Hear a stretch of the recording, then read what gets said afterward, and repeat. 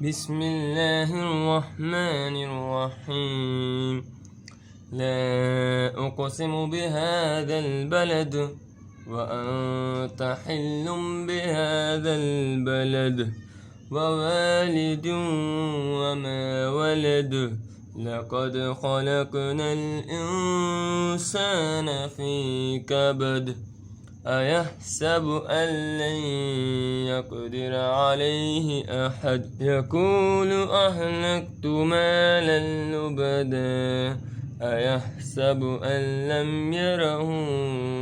أحد ألم نجعل له عينين ولسانا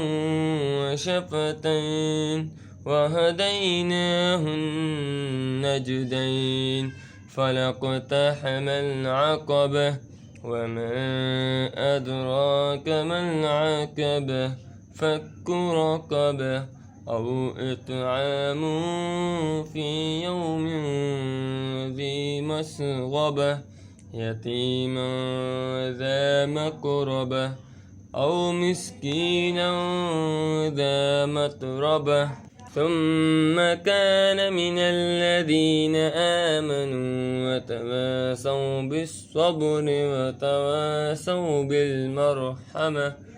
أولئك أصحاب الميمنة